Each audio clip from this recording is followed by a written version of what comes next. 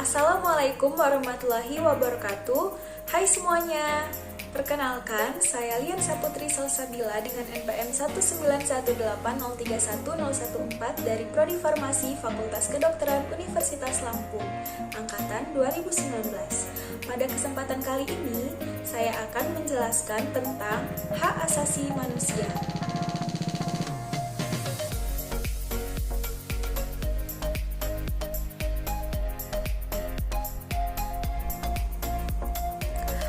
Hak asasi manusia adalah hak dasar atau pokok yang dibawa manusia sejak lahir sebagai anugerah Tuhan Yang Maha Esa, bersifat universal dan abadi.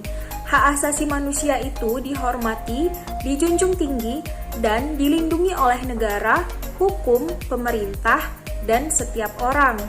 Undang-Undang Nomor 39 Tahun 1999 menyatakan bahwa hak asasi manusia atau HAM adalah hak yang melekat pada diri manusia sebagai makhluk ciptaan Tuhan Yang Maha Esa. Hak tersebut merupakan anugerah yang wajib dilindungi dan dihargai oleh setiap manusia.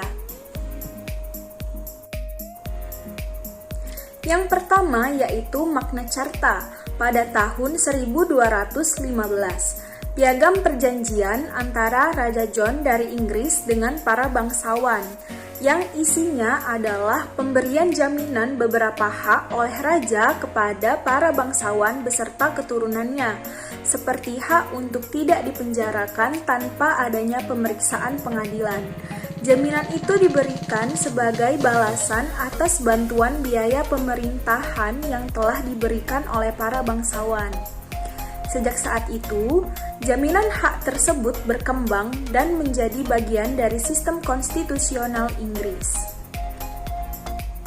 Selanjutnya yaitu Revolusi Amerika yang terjadi pada tahun 1776.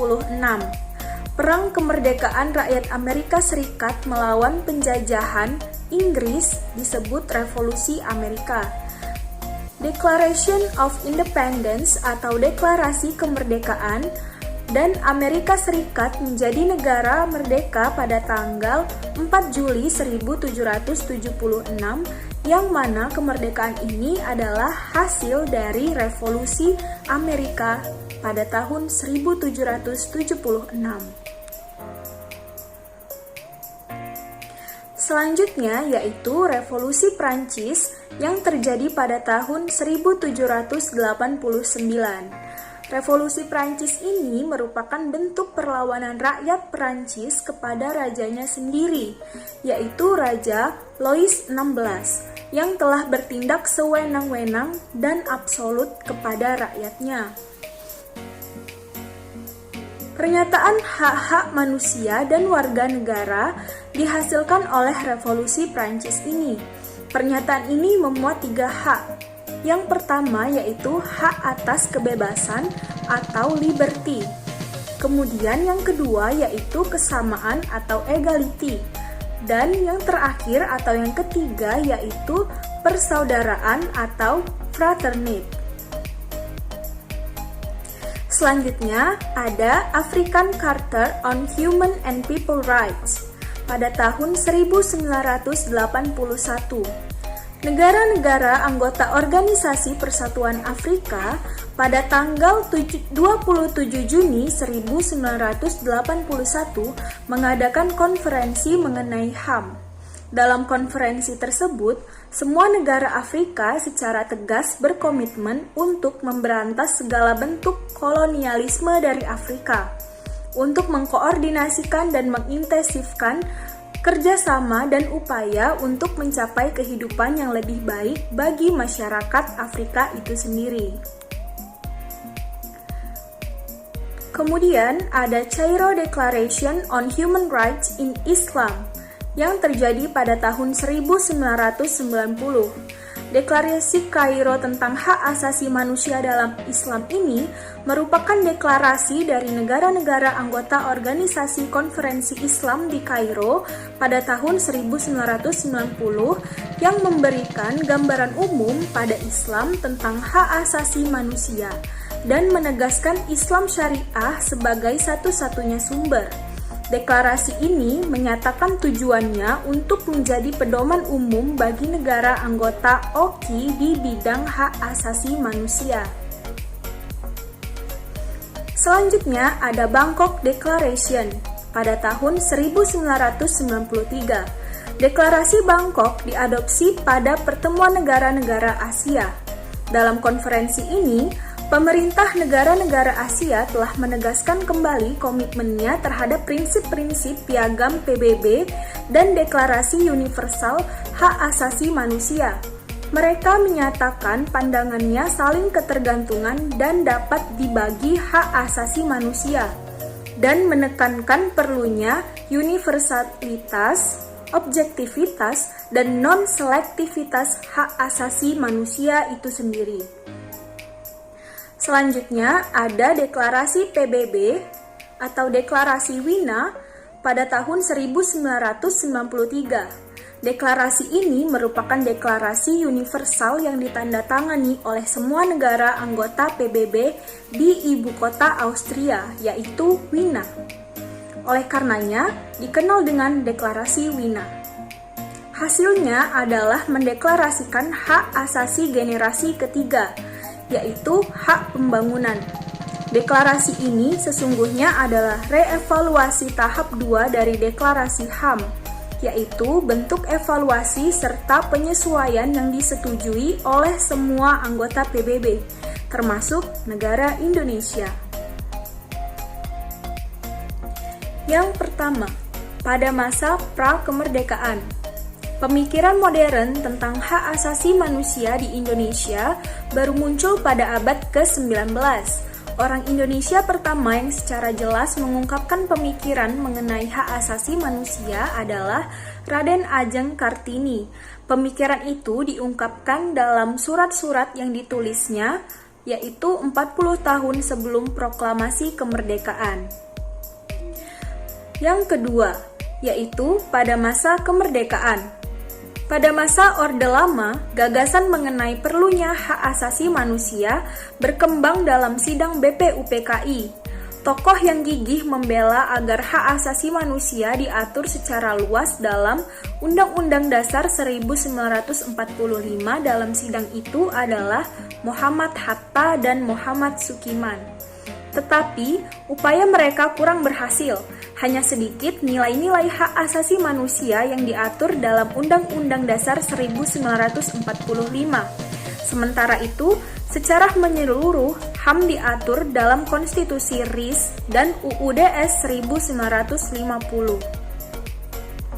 Selanjutnya, pada masa Orde Baru, pelanggaran HAM pada masa Orde Baru mencapai puncaknya.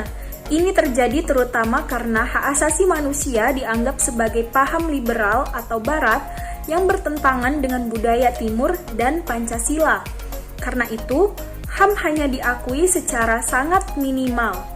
Komisi Hak Asasi Manusia dibentuk pada tahun 1993. Namun, komisi tersebut tidak dapat berfungsi dengan baik karena kondisi politik.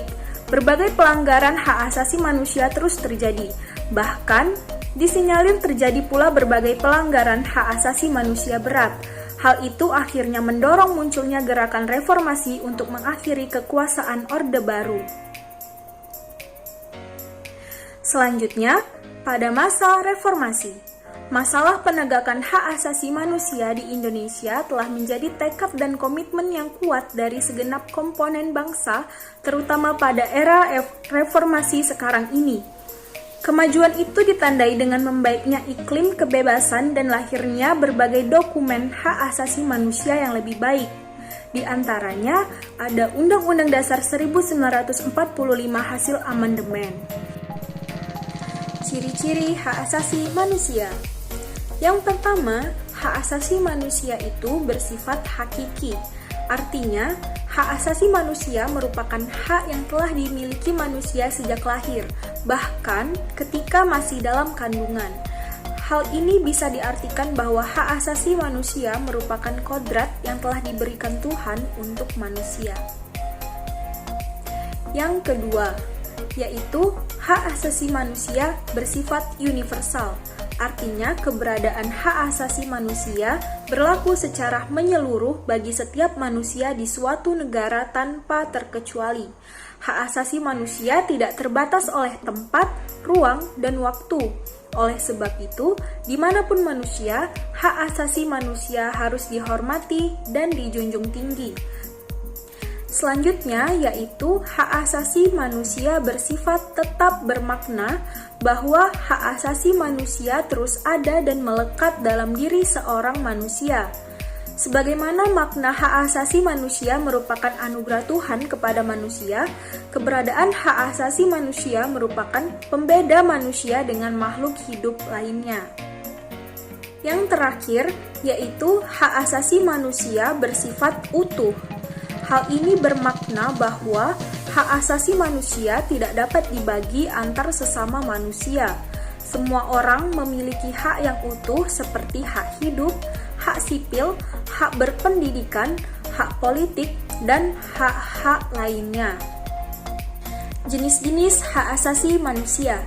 Yang pertama, hak asasi pribadi atau personal human rights. Merupakan hak yang berkaitan dengan kehidupan pribadi setiap orang. Contoh hak asasi pribadi atau personal human rights yang melekat pada setiap manusia. Yang pertama yaitu hak kebebasan mengemukakan pendapat. Yang kedua, kebebasan dalam berorganisasi. Selanjutnya, hak menjalankan dan memeluk agama. Hak kebebasan untuk bepergian, berkunjung, dan berpindah-pindah tempat. Hak untuk tidak dipaksa dan disiksa, dan hak hidup, berperilaku, tumbuh, dan hak untuk berkembang. Selanjutnya yaitu hak asasi politik atau political rights. Hak asasi politik ialah hak yang dimiliki seseorang dalam lingkup politik. Contoh hak asasi politik yaitu hak memilih dalam pemilihan, misalnya pemilihan presiden. Kemudian hak mendirikan partai politik dan hak memberikan usulan-usulan atau pendapat yang berupa usulan petisi. Yang ketiga yaitu hak asasi peradilan atau procedural rights. Merupakan hak untuk memiliki perlakuan yang sama dalam acara pengadilan. Contohnya yaitu hak menolak digeledah tanpa surat adanya surat penggeledahan. Kemudian contoh lain yaitu hak untuk mendapatkan hal yang sama dalam berlangsungnya proses hukum, baik itu dalam penyelidikan, penggeledahan, penangkapan, maupun penahanan. Yang selanjutnya yaitu hak asasi sosial budaya. Manusia dilahirkan sebagai makhluk sosial di masyarakat. Dalam kehidupan di masyarakat, setiap manusia memiliki hak yang berkaitan dengan kemasyarakatan. Contoh hak asasi manusia dalam lingkup sosial budaya yaitu hak untuk mendapatkan pendidikan yang layak, hak mengembangkan bakat dan minat, hak memperoleh jaminan sosial, hak untuk berkomunikasi, dan hak untuk memilih, menentukan pendidikan. Yang kelima, yaitu hak asasi hukum atau legal equality rights. Setiap masyarakat mendapatkan hak yang sama dalam hukum dan pemerintahan. Contoh hak asasi terkait hukum, yaitu hak yang sama dalam proses hukum, hak mendapatkan layanan dan perlindungan hukum, hak dalam perlakuan yang adil atau sama dalam hukum, dan hak mendapatkan dan memiliki pembelaan hukum dalam peradilan. Yang terakhir yaitu hak asasi ekonomi atau property rights. Hak asasi menyangkut ekonomi berarti bahwa setiap manusia mempunyai hak untuk melakukan aktivitas ekonomi berupa membeli, menjual, serta memanfaatkan sesuatu yang dimiliki daya jual. Sekian yang dapat saya sampaikan, semoga bermanfaat. Terima kasih.